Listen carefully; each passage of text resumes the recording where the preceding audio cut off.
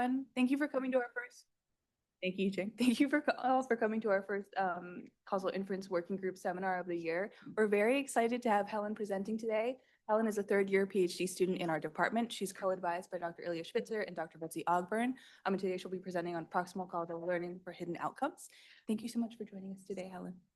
Great.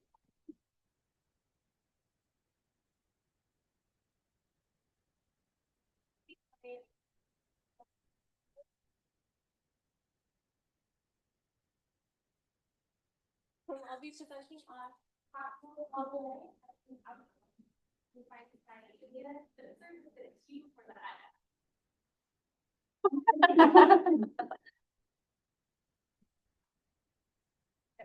We're working. Great. So before we get started today, I wanted to do something about the topic of mismeasured. The reason being that this piece of work stems from a very long history of work on identification of causal. Hi, Helen. Sorry to interrupt. Excuse me. It's just it's hard to hear on Zoom.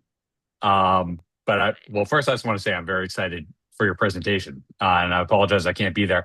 But the audio. Yeah. How is this? Is this better? Oh, that's much better. Yeah, that's much better. Thanks. Great. I will just stand here. Perfect. Thanks.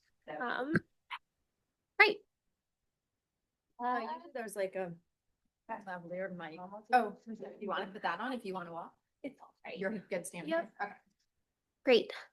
So, starting over, I am going to go over some extensive background on hidden variables. The reason being that this work stems from a long history of work on causal effect identification and estimation in the presence of hidden variables. Before I start, I also wanted to say that I personally see that the true novelty of this piece of work is in the estimation. In fact, the identification results are a consequence of a very old theorem from 1977, which is amazing. And for the estimation, I wanted to thank Ying Zhou from University of Connecticut and Eric Tekken from the University of Pennsylvania, because they really got a head start on this estimation work for hidden treatments. And when I read their paper, which came out in 2024, I was like, wow, this is amazing. Can we do this for hidden outcomes? So that's what really inspired the bulk of the estimation in this work.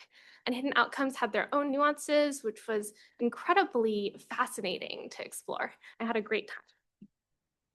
Great, so let's get started. Pedaling all the way back, what are hidden variables? And I'm sorry if this background comes off as a little elementary. The reason being we have a very diverse crowd here, so I wanted to make sure everyone got a bit of the gist of what was happening. So hidden variables are unmeasured variables, or variables that we call hidden. They could be anything. They could be hidden confounders, hidden treatment, hidden outcome, anything that you could imagine. And why are hidden variables a problem? Well, in the presence of hidden variables, it can be, in some circumstances, impossible to identify causal effects. What do I mean by that? So let me give an example.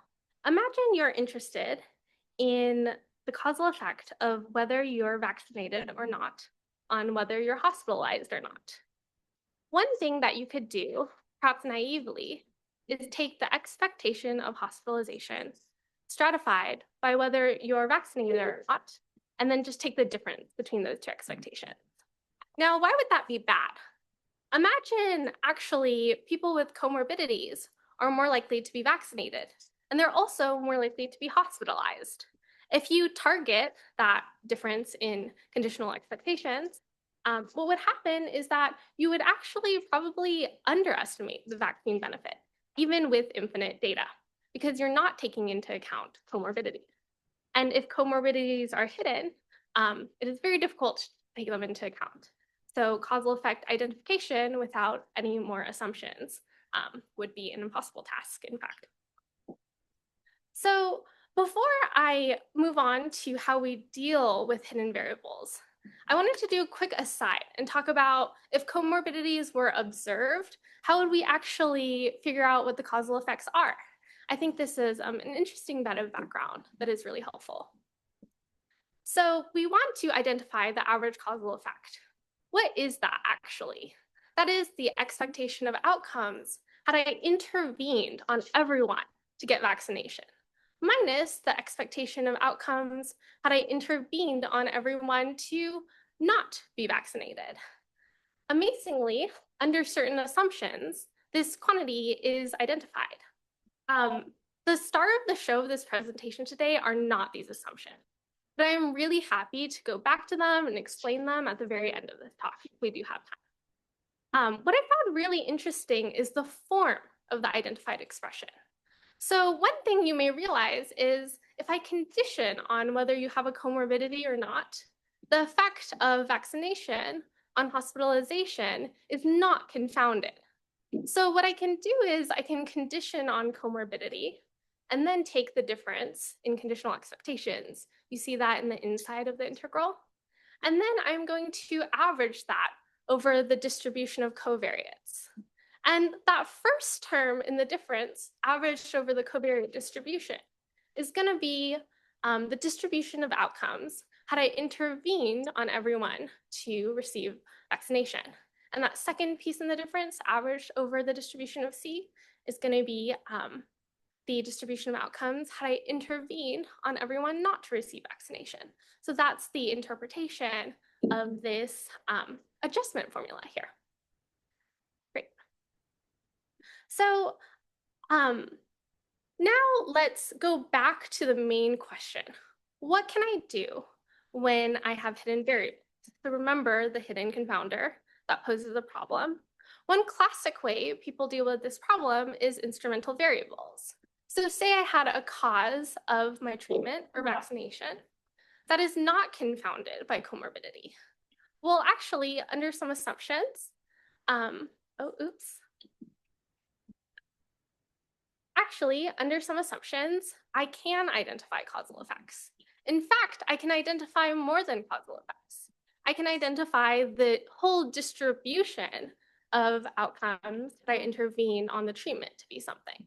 Now, in the case of like hospitalization or not, it's the same thing, but imagine that it was like number of hospitalizations.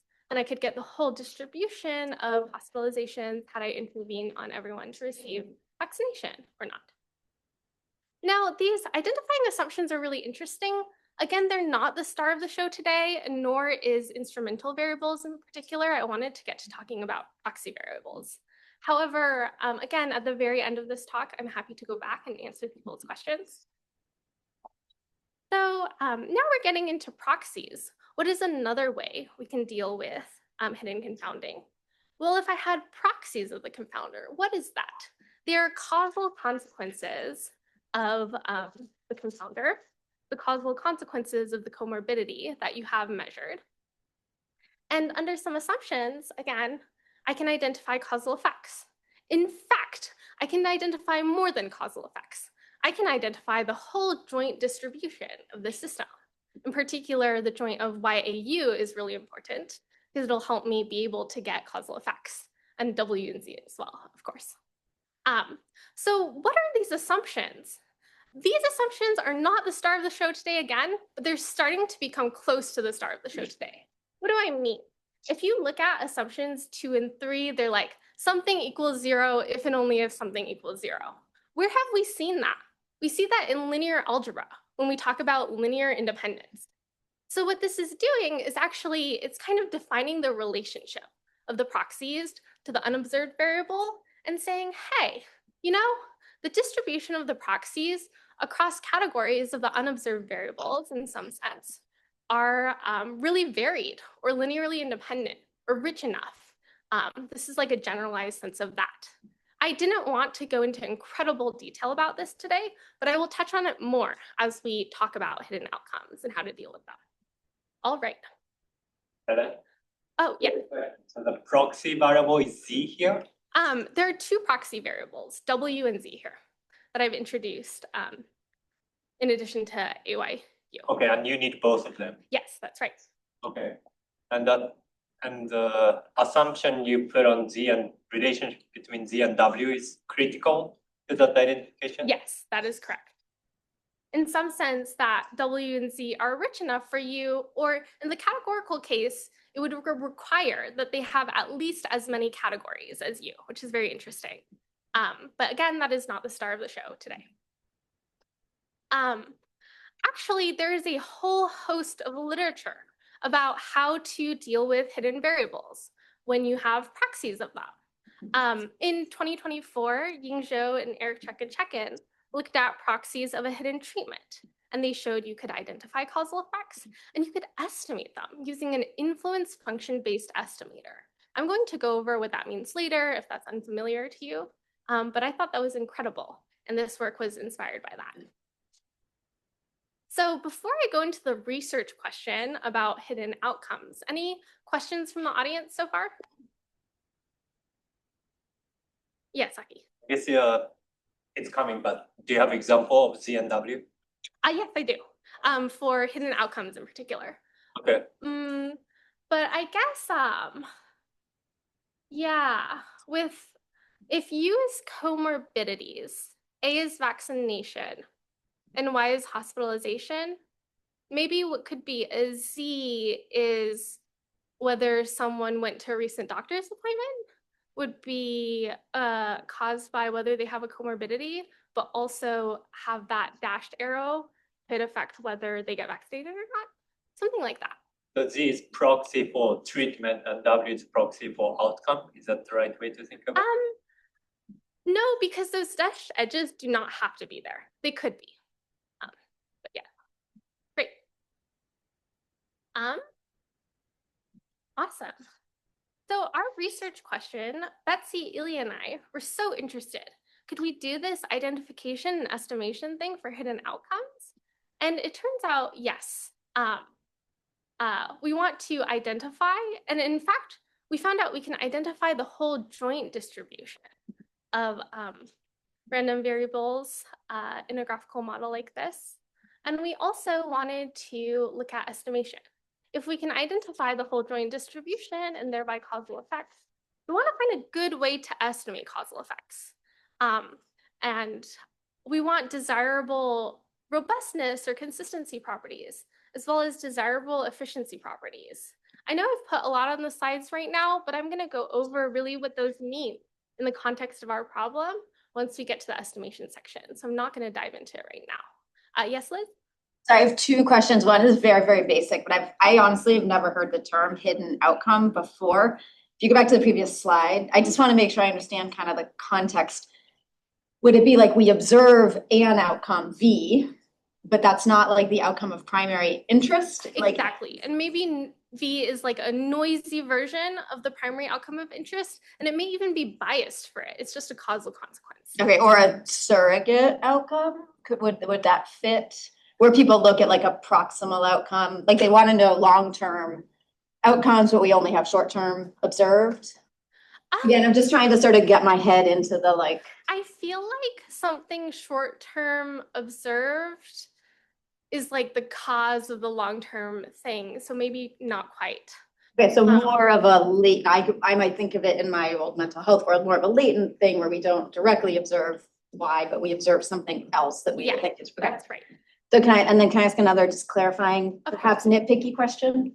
So you say you can identify the whole joint distribution, but in the potential outcomes world, we can never observe the correlation between Y0 and Y1. So I don't think, so I guess I'm curious, I think you mean the joint distribution of the observed? No, the joint distribution of the observed and hidden variables. So what I can identify is the joint of YAC WZV, no potential outcomes in that joint anywhere. Right, like you can't, just to be clear, like you cannot identify if you had like Y of A equals 1 and Y of A equals 0. You still don't get to do that. No. Yeah. Okay. Yep. It might be helpful to just be precise about that, because I think in my potential outcomes world, I think of the full joint distribution as including Y0 and Y1. And so the whole joint is not identifiable. Perfect. That's super helpful. So the full law here refers to the distribution of YAC WZB. Yeah, and again, I have trouble thinking about why not in potential outcomes world, especially if you condition on A. I guess anyway, I'm just being picky here.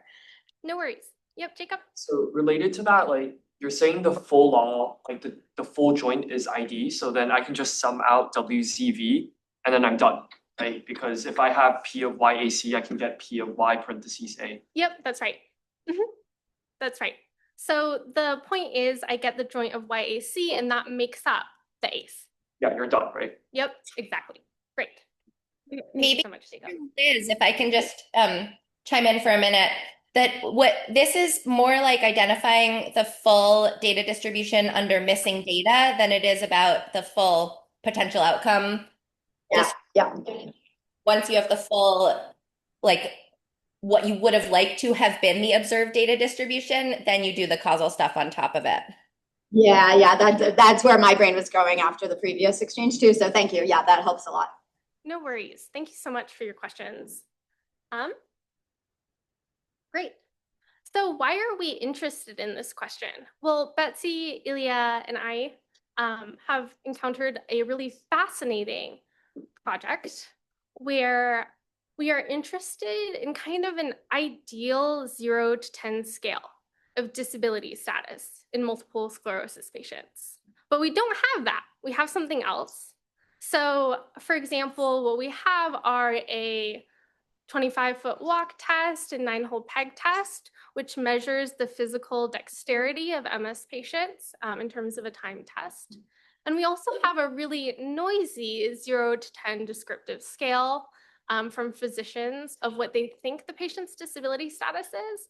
However, it is very likely that that is biased for the reason that it doesn't take into account things that we have, for example, visual acuity, which could be another proxy that I haven't drawn up here, and not perfect measurements of physical dexterity. So the way that we're seeing it is we would like to recover the joint distribution of YAC and then go from there to estimate causal effects. Any questions so far? Yep, Grace. Is there any difference between W, C, and V in terms of the dependencies here? Oh, yes. So that is something that I'm going to go over in a second when we come to the assumptions. But basically, we would like W, Z, and V to be independent given Y, A, and C. So A and C can be causes of those proxies, but they, in this setup, shouldn't be causes of one another because then that wouldn't hold. Great, Jacob? So I noticed you have 3 proxies here. Yep. Compared to the hidden confounder setting where there's only 2, do you require 3 proxies here, or is this just like for demonstration? That is a great question. So actually, I can achieve identification of the joint with just 2 proxies by using C as a third proxy. And what the hidden confounding did before is it had 2 proxies and secretly used the Y as the third proxy of the hidden confounder. So in any sense, there are like secretly 3 proxies in the method that I'm going to use. But in my setup, I thought it would be reasonable that the confounders C are causes of the proxies because I need 3 variables to be conditionally independent. Given the rest of the system, I included that third proxy. Yeah, that makes sense. Thank you. Yes, Ilya. Sorry, you said, I'm still confused. So you said C could be the third proxy here in principle. Mhm. But you should also say that C has to be independent on the proxies given some. Yes, so C cannot be the third proxy here, and that is why I included the third proxy. But if C was not a cause of any of the proxies, it could, in effect, serve as like a third proxy. Okay, so you can imagine another picture next to this where you're looking at W and Z, and let's say C is not a parent of C, and that would be fine, basically. Yes, that's correct. Okay. Z, not a parent of Z or W. Okay, great. So we're going to go into the identification results. I'm going to say that it might feel a little overwhelming on the slides, but all identification is trying to do is it's saying I have some observed variables, and under some assumptions that I'm going to impose, there's actually only one distribution, joint distribution, YAC, that's consistent with the variables I've observed. Therefore, that's my YAC. Even though it's a hidden joint distribution, I know what it is because there's only one possible one under the assumptions that I have imposed. And then I'm going to go into estimation, and that might also feel overwhelming. But what it really is like, hey, well, we've learned parametric theory. We take the first derivative of a log likelihood and set it equal to 0. And that has really nice properties. I get some kind of minimum variance unbiased estimator. I want something that's really nice like that for my setting. So how am I going to do it is kind of what we're going after here. So let's get started.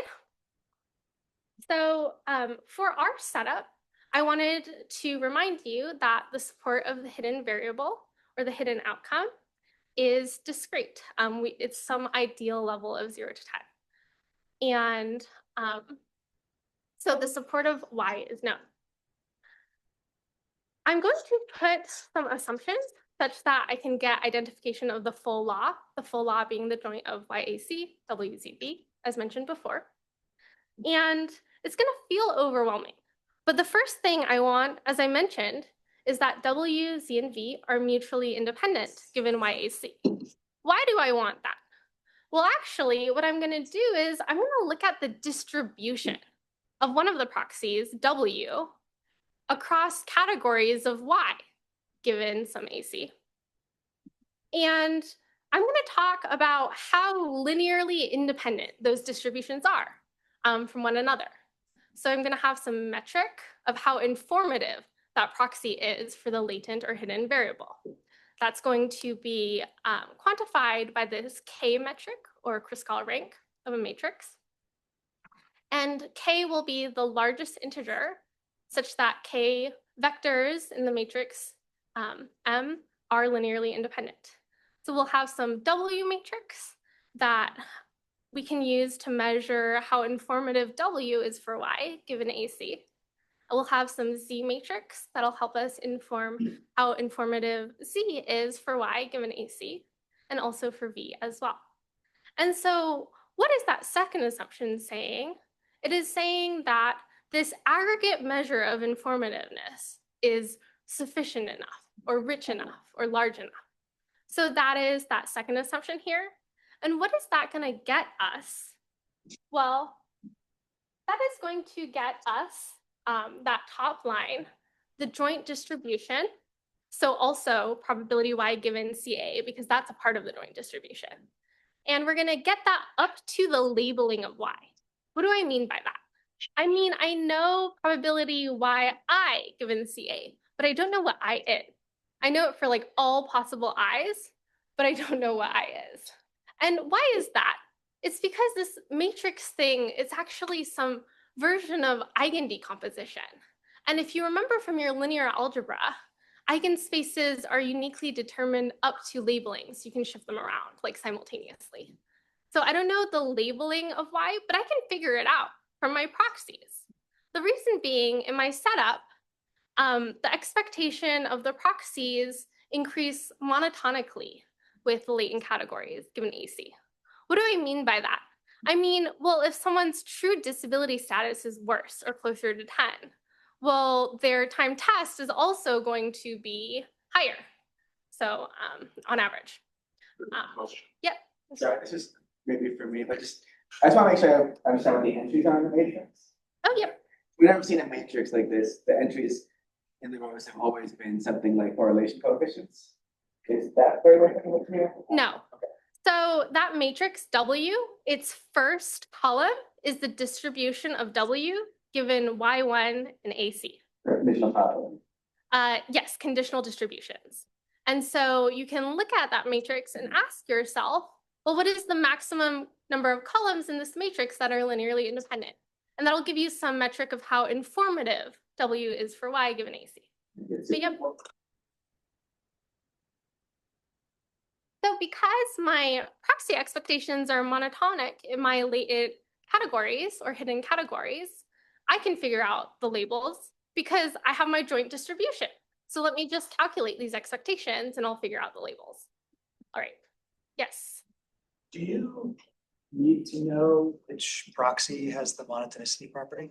In our setup, all of them do, but you do need to know which one, and at least one of them has to. I guess, like, is there any on that, like if you assumed it held for at least one of them, but you didn't know which one it was? I don't know. And when I say you need at least one of them, I don't really mean that because these are sufficient conditions for identification. I'm not sure how much I can stretch this. I haven't quite investigated that. But great question. Any other questions? Awesome. So what that gets us is that there's actually only one distribution, y given CA, consistent with the observed data, ACWZV. So let me go find what that y given CA is. Well, what's interesting about this is that identification is about there being a unique YAC or counterfactual distribution. It doesn't tell us how to find it. So how we're going to find it is, well, we have parameters in our joint distribution, YACWZV. Let me fix some of those parameters. Of course, some of those parameters are known, but some of the unknown ones, let me fix them. And let me solve for the other parameters, and then let me iterate. It's kind of like a Gibbs thing, or like an EM thing. And when I've converged to a joint distribution, that's my joint distribution under this theorem. So that's how people have been finding these identified distributions. Now that's kind of feels like more of an estimation thing. And this is in a sense, if this makes any sense to you, how they estimate nuisance functions in your influence function. But I'll get to that in a second if you don't understand that. Great. Any questions so far? Yes, Aki. I'm still not quite seeing like why you need 3 variables to identify the latent outcome. And the one reason I ask is because people use this sort of latent variable model all the time with just one outcome. And it seems to do fine. Yeah, so the reason why we need 3 proxies is what is really happening here is I'm going to form a 3-way array. The dimensions of a 3-way array are going to be W, Z, and V. And on each slice of the array, I can do an eigendecomposition. And that eigendecomposition is actually going to get me the parameters for the latent distribution. Why, in your case, do you only need 1 proxy variable? Well, you have different assumptions, and those assumptions are probably much stricter than my assumptions. My assumptions don't make any parametric assumptions on any distributions. They're kind of mild in that structural sense. So we're going to need more. But monotonicity buys you a lot, right? Yeah, that's a great question. Monotonicity definitely buys you a lot. I'm not sure how much it buys you across different sets of assumptions. I definitely have to look into that myself. But great question. Yes, Grace. You can punt on this if it is still too early, but I still don't understand the difference between W, Z, and V, other than that perhaps the monotonicity assumption is only for one of them. But like do any of the other assumptions you've talked about for identification differentiate between which is which? No, it doesn't actually. So in the sense that in that first condition here,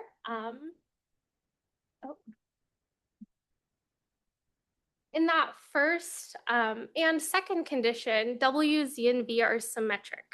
So if I have a little less variation that W provides me, for example, if W is not too informative for Y, as long as the others help me be really informative for the latent, it'll make up for the lack in W.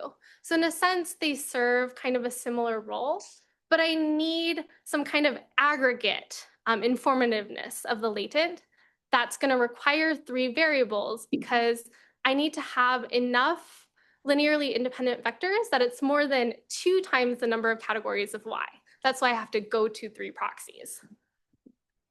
Thank you. I think it was just because in the unobserved confounding version, there's like the 2 specific types of proxies. So I just wanted to see if I was missing that. It sounds like Yeah, and to help you understand where 2 times the number of categories of Y plus 2 comes from, well, when you do eigen decomposition on a matrix, you're gonna need something full rank. So, and you're also going to need unique eigenvalues. And across a 3-way array, this kind of generalization of full rank plus unique eigenvalues for a 3-way array turns into this. So, yep, great. Good questions. Awesome. So now that we have identified probability Y given AC, and of course we already had probability of C, by the G formula or the adjustment formula, we have identified average causal effects. Now, how do we estimate them? We have our target, which is this average interventional outcome or average counterfactual outcome. If I did it across the 2 different values of A and subtracted them, it would get me the ACE. And to understand how to estimate in this problem, we go back to the principles of how to estimate had I observed the latent or hidden outcome. So had I observed the latent or hidden outcome, what I would actually do personally is I would use something called the full data EIF. What is it? Well, it might look unfamiliar to you right now, but what it is actually a generalization of the derivative of the log likelihood. It is a mean zero equation that we can use to solve for our target. And then we use that expression to identify that piece by taking a sample average. Why does it have all these weird pieces in it? Like, why do I have an indicator? And why do I have a denominator? Well, when you learned MLE theory, that was kind of all in these parametric settings.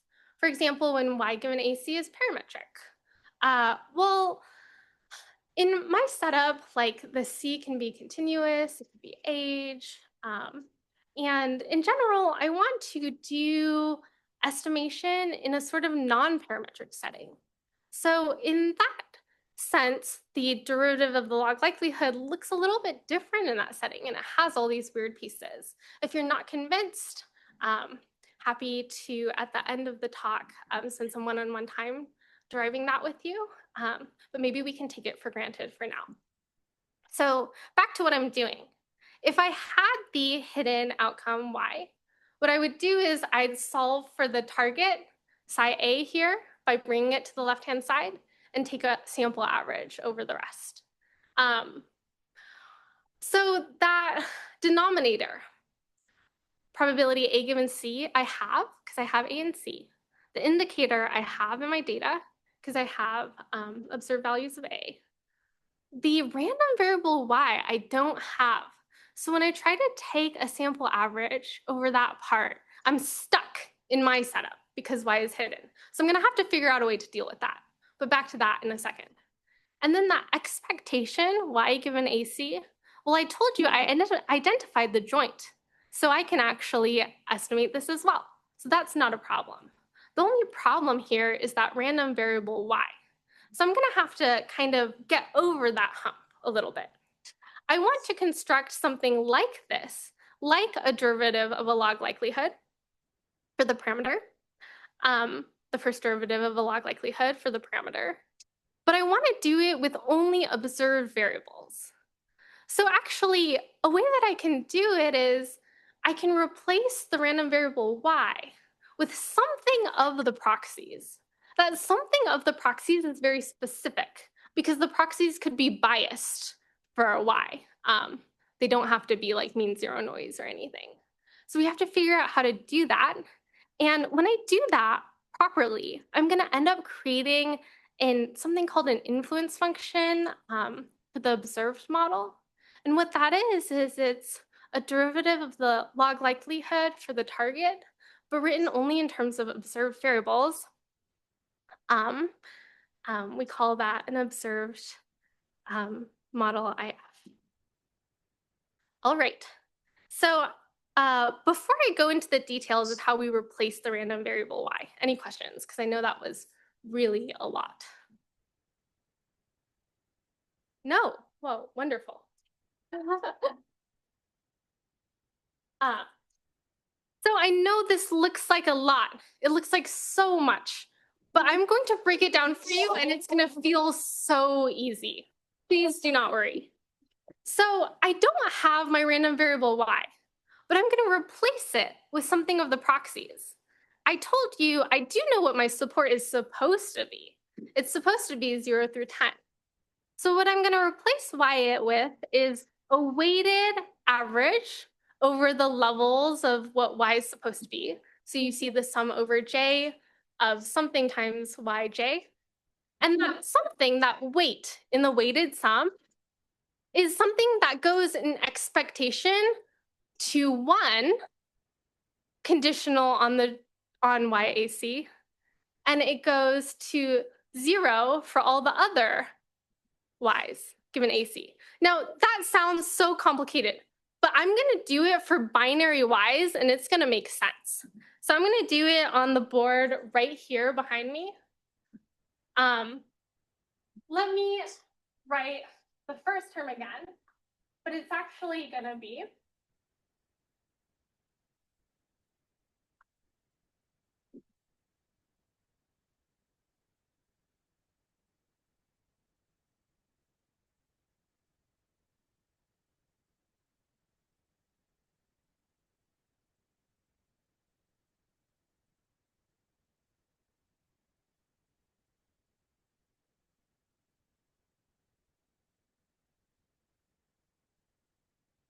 and this is going to make sense.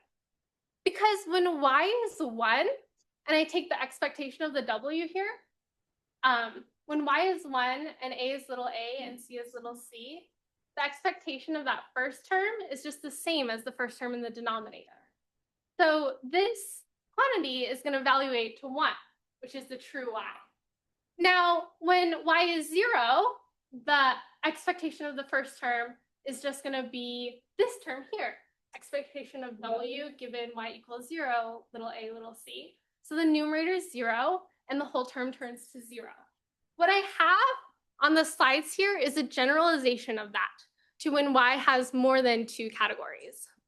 So that's the basic gist. Yes?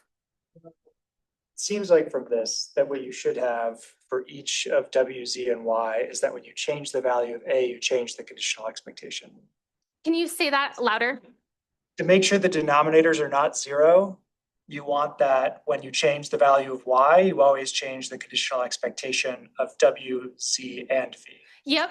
How does that relate to your assumption earlier about sort of the rank of the conditional distributions? Because there you didn't need that each proxy sort of was the same, sort of was full rank in some sense, like its distribution with y. But here it feels like you might need, like, Yeah, will this automatically work with the assumptions you have, or do you end up needing for estimation?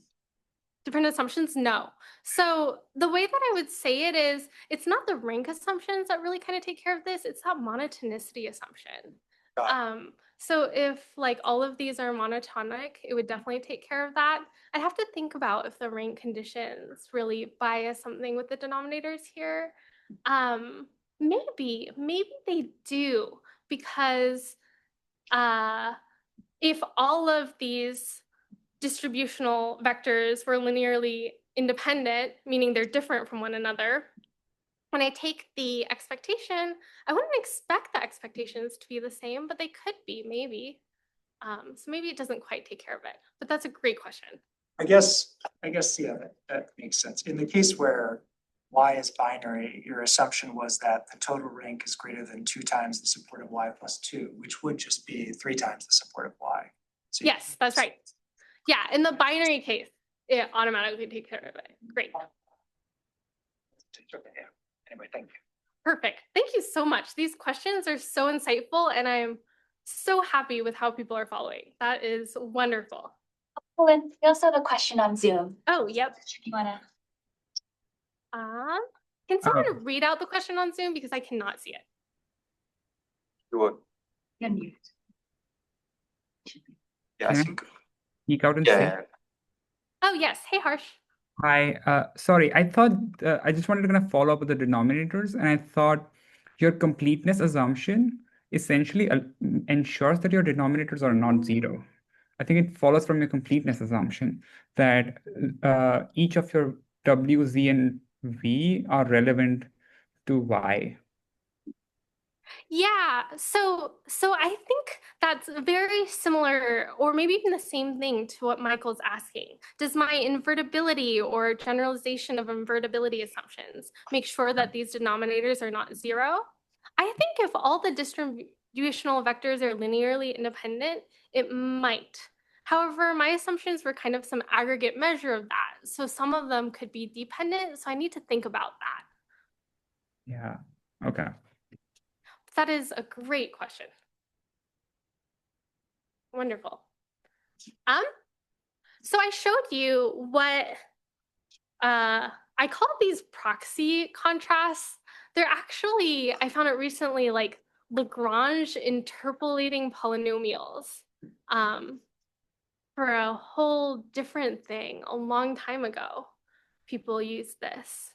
But I'm calling them proxy contrasts because that makes more sense to me in the context of what I'm doing. But there are different proxy contrasts. I could have just used W and Z and not V. I could have just used Z and V and not W. I could have just used W and V and not Z or whatnot. I tried to use like all the different combinations because that actually gets you better estimation. Like the more, what I mean by that is that weight in the product is going to be like closer to 0 the more proxies I use for the wrong Y, and closer to 1 the more proxies I use for the right Y. So I tried to like use a good linear combination, and I was able to prove that this replacement of the random variable Y gives me an observed data IF. Now the proof is not trivial. I did it in a paper that I want to put out. God knows when I will put that out because we are working on the data application. But I'm fully convinced this is an observed data IF. So before we get into anything too complicated, why did I want an observed data influence function? Well, it's something like the generalization of the derivative of the log likelihood.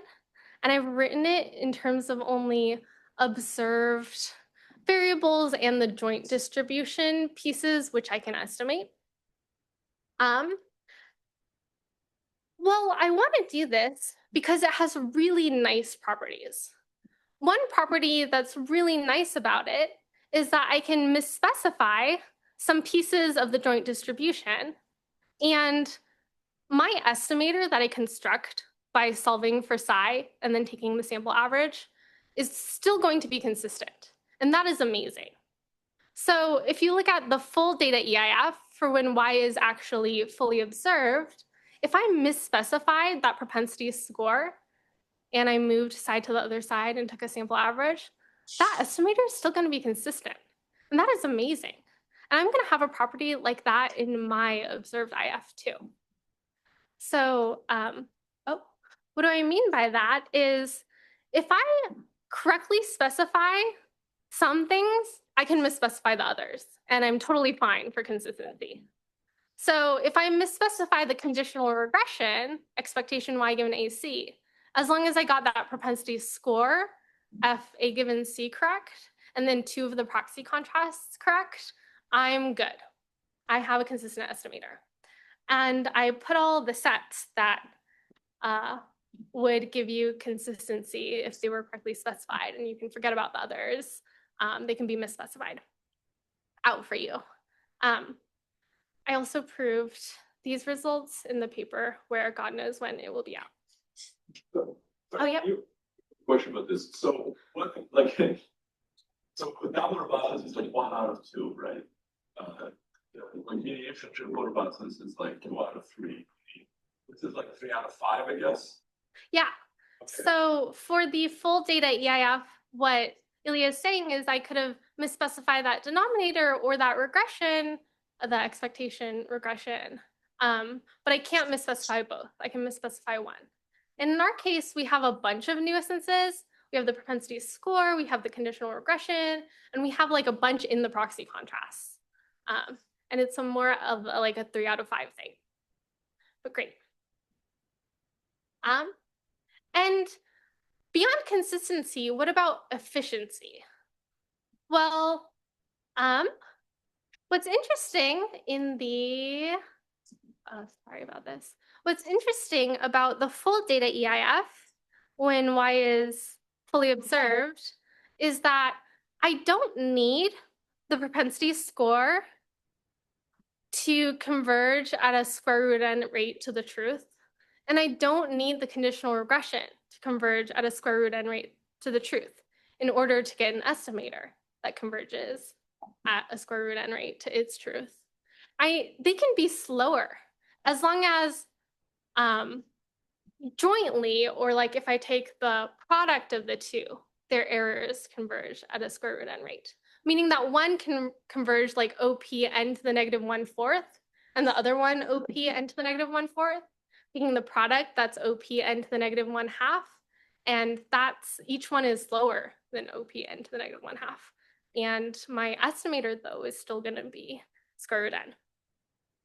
I wanted something like that for my estimator, and in fact, I get that. I get these like product rate results.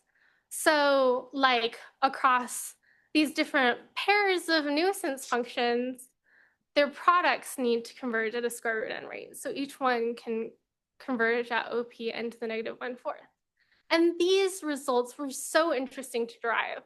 I was worried that I wouldn't be able to get these for my IF because I've never done it before. But when I sat down to do it, it was just like beautiful. It fell out and it was amazing. Yeah. Any questions on that before I go into simulation results? So this is like, okay, so you have 4 conditions, right? So any combination of rates, such that if I multiply them out and get this, is okay. Yep. This is very complicated conjunction of what you actually allow. Yep. Like, so you have the kind of system of equations almost for rates. Like, as long as these 4 things are made, Yep. That's right.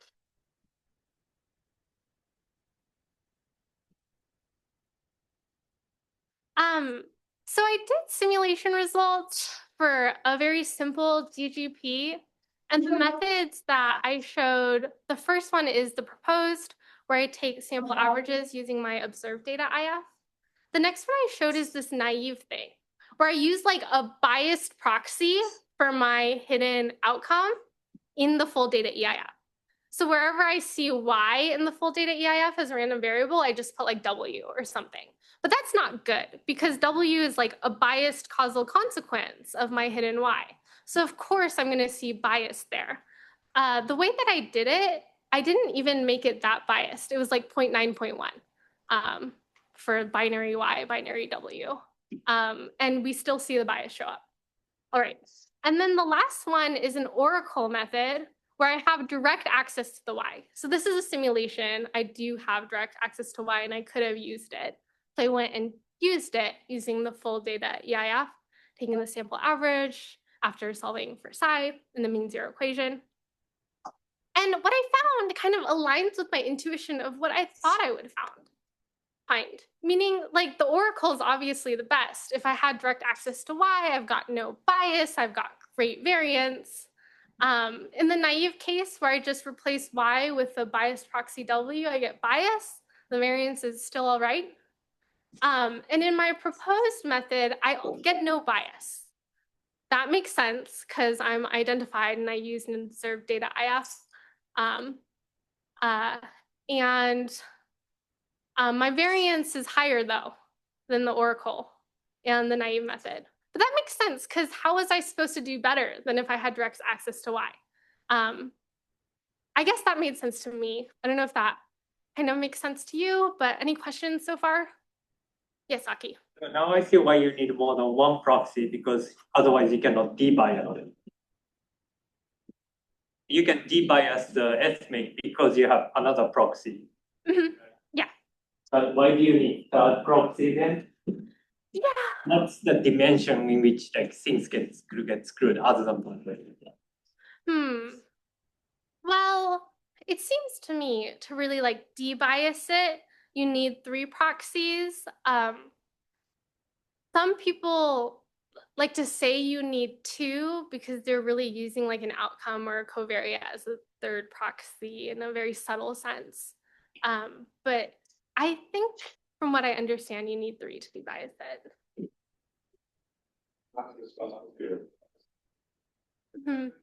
There was a theorem called Causal theorem that Helen was mentioning at the beginning of her talk. Like that's the old result from the 70s.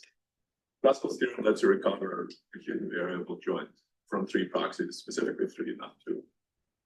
Using a That's very helpful because it's basically saying theorem says so.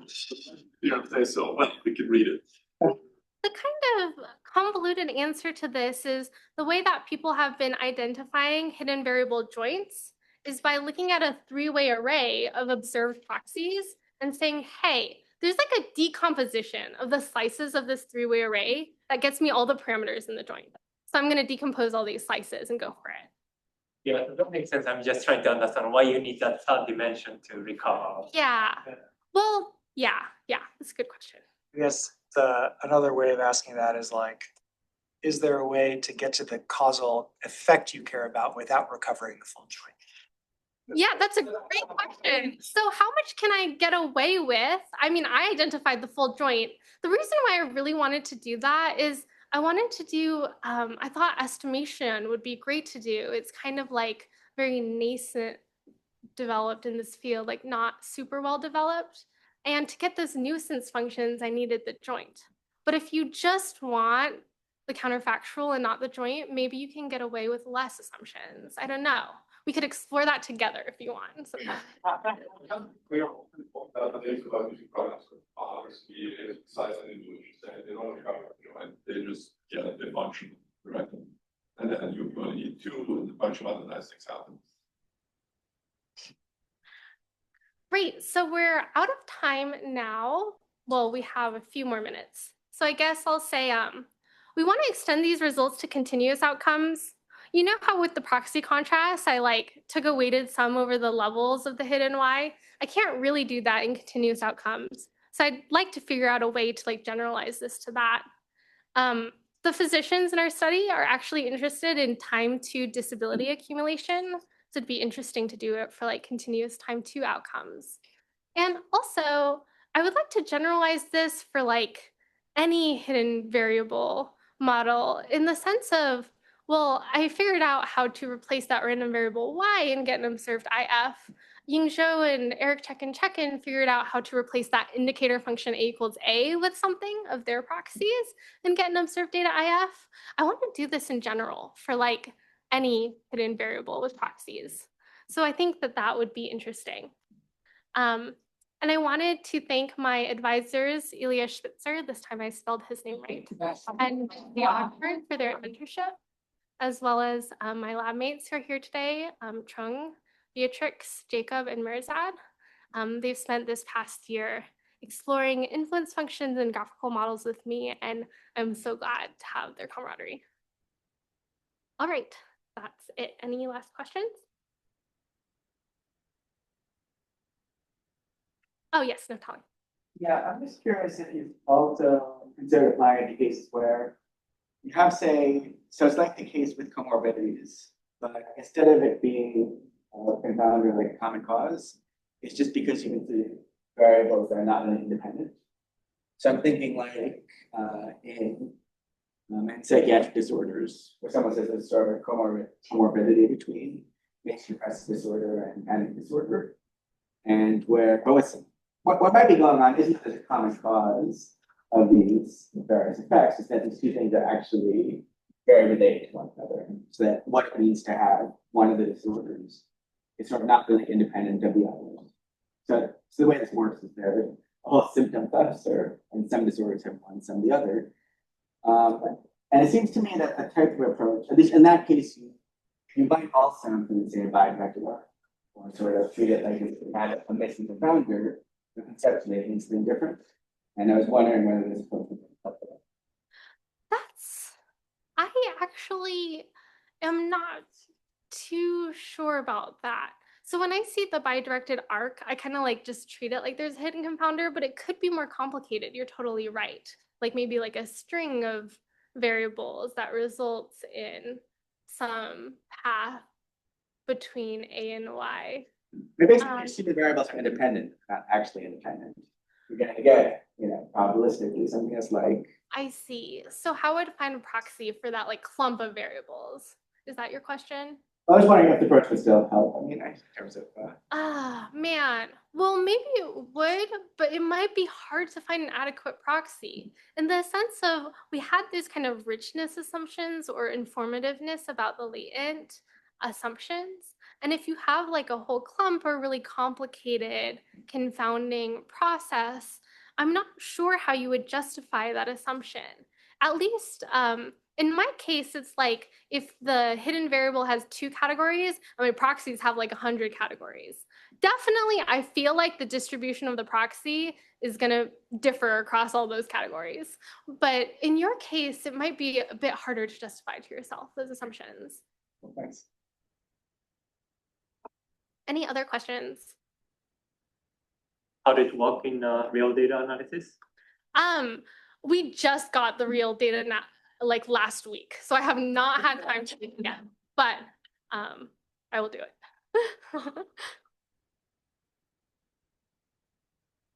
Great, awesome. So feel free to like email me or my advisors if you have any questions, because probably this will not be out for a while.